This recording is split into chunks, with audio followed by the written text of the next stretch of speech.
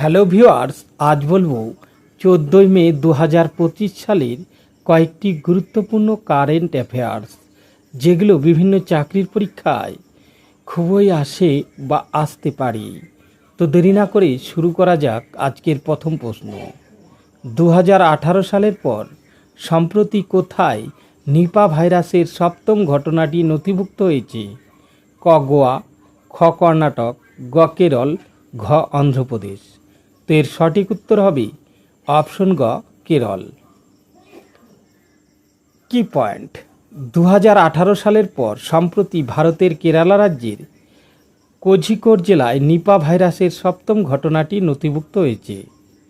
এই প্রাদুর্ভাবের উৎস হিসাবে ফলের বাদুড় ছিল বলে ধারণা করা হচ্ছে। এই ঘটনাটি দক্ষিণ ভারতে প্রথম নিপা ভাইরাসের প্রাদুর্ভাব ছিল। এছাড়াও নিপা ভাইরাসের প্রাদুর্ভাবের ঘটনা বাংলাদেশেও দেখা গেছে। চলে যাব নেক্সট কোশ্চেন। সম্প্রতি কবে জাতীয় প্রযুক্তি দিবস পালিত হয়েছে? ক 10ই মে, খ 8ই মে, গ 11ই মে, ঘ 12ই মে। তো এর সঠিক উত্তর হবে অপশন গ 11ই মে। কি পয়েন্ট? প্রতি বছর 11ই মে জাতীয় প্রযুক্তি দিবস পালন করা হয়। এই দিনটি ভারতের প্রযুক্তিগত অগ্রগতির একটি গুরুত্বপূর্ণ মুহূর্তকে স্মরণ করে। 1998 সালে ভারতের প্রথম পারমাণবিক ক্ষেপণাস্ত্র পরীক্ষা হয়েছিল। এই দিবসটি বিজ্ঞান ও প্রযুক্তিতে ভারতের অর্জন এবং অগ্রগতির স্মরণে পালন করা হয়। চলে যাব আমরা নেক্সট কোশ্চেন। রাশিয়ার রাষ্ট্রপতি সম্প্রতি কোথায় ইউক্রেনের সাথে আলোচনার প্রস্তাব দিয়েছেন? ক চীনে, খ কানাডাতে, গ তুর্কিতে, ঘ কোনোটি নয়। তো এর সঠিক উত্তর হবে অপশন গ তুর্কিতে। রাশিয়ার প্রেসিডেন্ট ভ্লাদিমির পুতিন ইউক্রেনের সাথে সরাসরি আলোচনার প্রস্তাব দিয়ে বলেছেন, কোনো বিলম্ব ছাড়াই 15ই মের মধ্যে এটি শুরু হওয়া উচিত।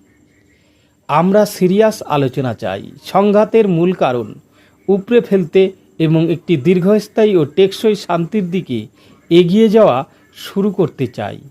তিনি শনিবার গভীর রাতে ক্রেমলিন থেকে দেওয়া বিরল এক ভাষণে কথা বলেছেন। চলে যাব নেক্সট কোশ্চেন।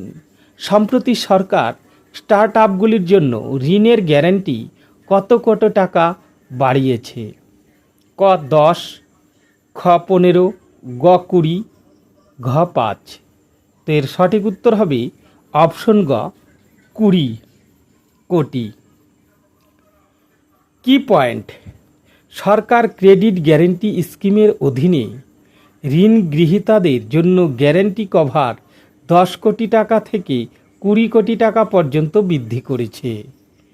এই পদক্ষেপের মাধ্যমে স্টার্টআপগুলিকে ঋণ পাওয়ার ক্ষেত্রে আরও বেশি সহায়তা করা হবে, যা তাদের ব্যবসা বাড়াতে এবং নতুন উদ্ভাবন করতে উৎসাহিত করবে। চলে যাব নেক্সট কোশ্চেন।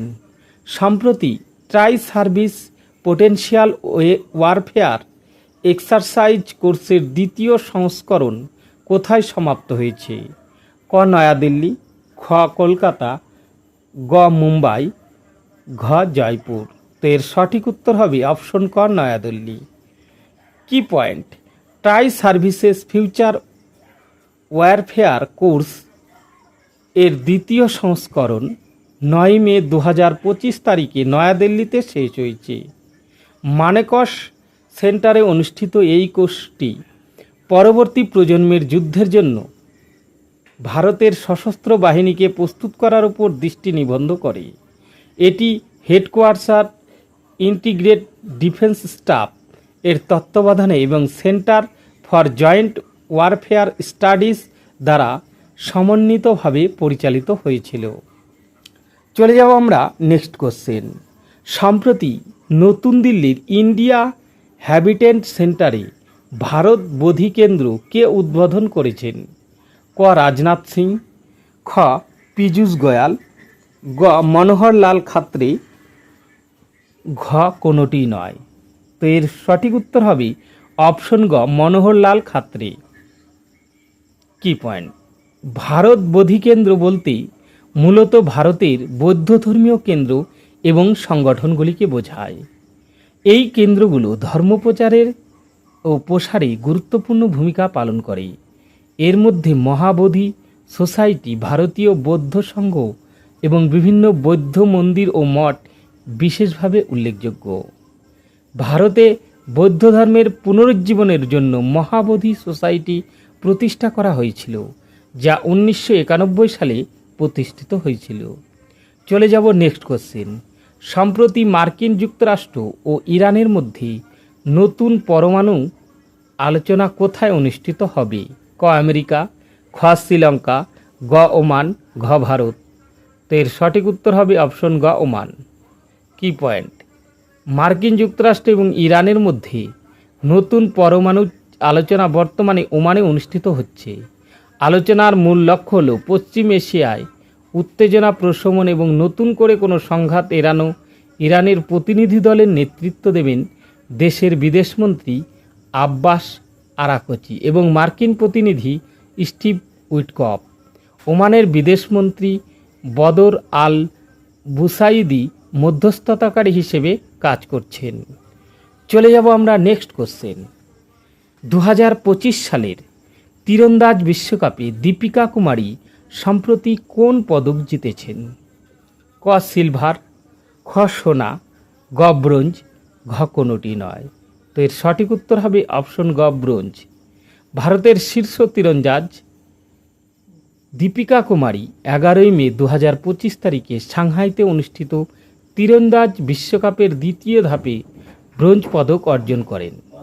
বিশ্বের 1 নম্বর লিম সিহিয়নের কাছে কঠিন সেমিফাইনালে পরাজিত হওয়ার পর দীপিকা অসাধারণ স্থিতিকতা এবং সংযম প্রদর্শন করে ব্রোঞ্জ পদক প্লে অফে কোরিয়ার কং চাই ইয়ংকে 7-3 ব্যবধানে পরাজিত করেন।